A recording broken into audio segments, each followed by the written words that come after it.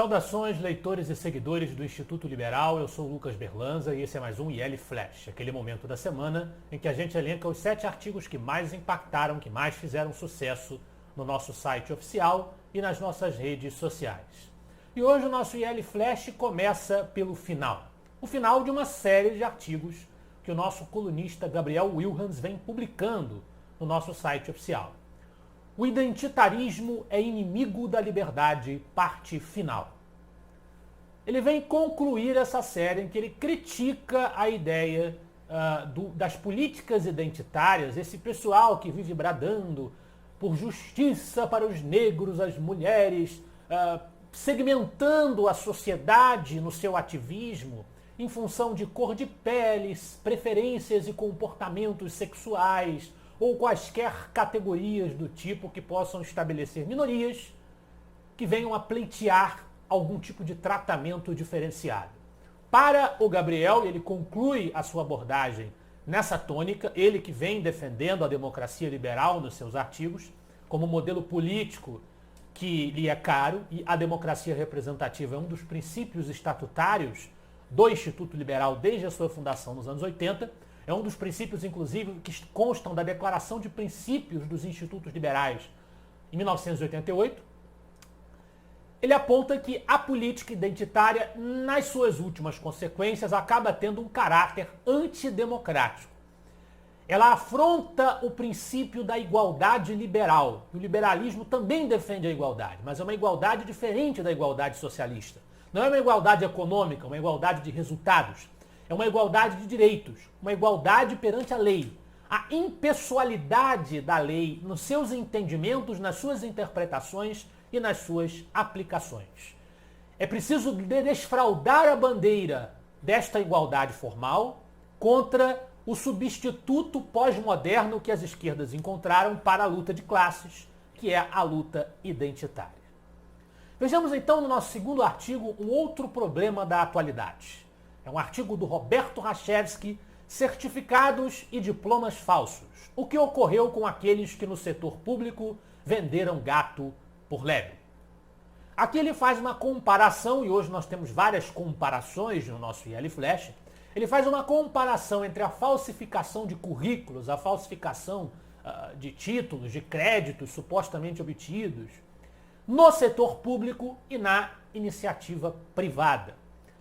Para ocupar um determinado cargo ou para ter um avanço na carreira com aumento de salário dentro do serviço público, dos candidatos a cargos do governo, esse é o apontamento central que o Rachevsky faz, para ele percebe-se que não há apenas o pessoal que está lá somente para satisfazer os seus interesses particulares, mas também entre esses há aqueles que procuram satisfazer esses interesses de forma imoral. Mentir para a sociedade sobre os seus próprios predicados é, inegavelmente, uma imoralidade, sob qualquer ética, porque se considere essa prática.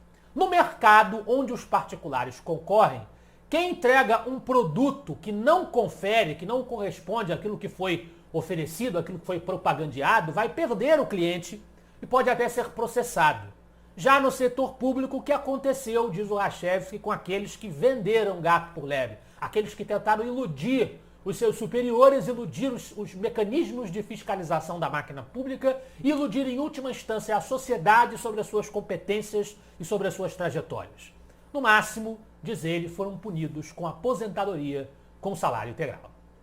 Então essa é a crítica que o Rachevsky faz. Uma outra crítica, a crítica que é feita, esta, na opinião do autor e da maioria dos liberais, injustamente, ao processo de abertura econômica, é o mote do próximo artigo de autoria do economista Roberto Ellery. Tarifa média aplicada aos manufaturados. Será que nossa referência deve ser a Venezuela? É uma provocação no título, mas o fundamento do artigo é, através de gráficos, através de dados, procurar contrapor um posicionamento, contrapor argumentos fundamentados à ideia de que a militância liberal pela abertura dos mercados ao comércio exterior seria coisa de neoliberal entreguista, usando aí os termos pejorativos com que eles comumente se referem a nós, e que todos os países do mundo protegem as suas empresas, de forma que não haveria razão para nós não fazermos a mesma coisa. Com isso em mente, o Roberto Heller resolveu dar uma olhada detalhada, minuciosa, nos dados de tarifas aplicadas à importação de produtos manufaturados nos diversos países que estão disponíveis no site do Banco Mundial. Ele comparou e concluiu, analisando diversas categorias, diversos tipos de países, diversas regiões do mundo, diversos aspectos diferenciados da questão, índices econômicos, para concluir que a situação do Brasil, no que diz respeito à proteção econômica, ao protecionismo econômico, é particular, é singular. Portanto, justifica-se plenamente o esforço dos liberais por militar contra o atual estado de coisas. Também, agora, evocando o princípio de igualdade perante a lei, de impessoalidade, que foi referenciado no artigo do Gabriel Wilhers, o primeiro artigo da nossa lista de hoje, nós temos um texto do professor Alex Pipkin. O momento urge e precisa ser de todos.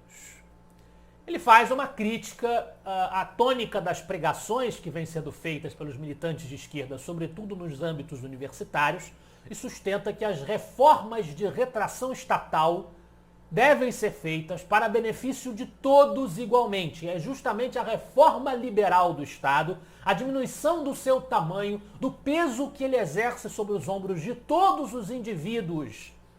Cada um numa gradação, evidentemente, porque alguns vão se beneficiar deste tamanho do Estado, vão se beneficiar da agenda corporativista, mas essa retração do Estado, esta agenda liberal de retração do Estado, vai beneficiar a todos indistintamente, desde que se tenha em vista, que se tenha por mira uma sociedade mais justa. E uma sociedade mais justa necessariamente é uma sociedade mais livre. Esse argumento também tem tudo a ver com o próximo texto, o texto do Sérgio Renato de Mello, defensor público de Santa Catarina, retomando aquele assunto das lojas Magazine Luiza e do seu programa de trainee restrito a negros. É o artigo "O marketing de lacração deixa claro o campo de tensão. A implicância é com o homem branco." O texto dele vai referendar a acusação de que a postura das lojas Magazine Luiza foi uma postura racista, e o objetivo é atingir o homem branco.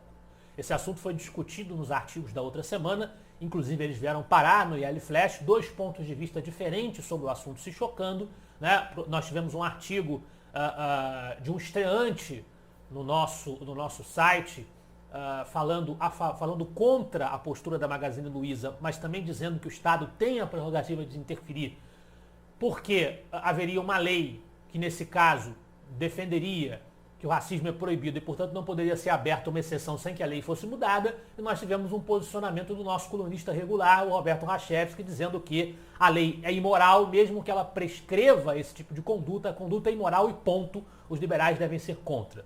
Então nós abrimos espaço aqui no Instituto Liberal para diferentes posicionamentos a respeito dessa polêmica, como só ia acontecer no IL, essa é a nossa missão, trazer a diversidade das tendências para o debate dentro do espectro liberal, e aqui nós temos mais um artigo trazendo um posicionamento sobre essa questão.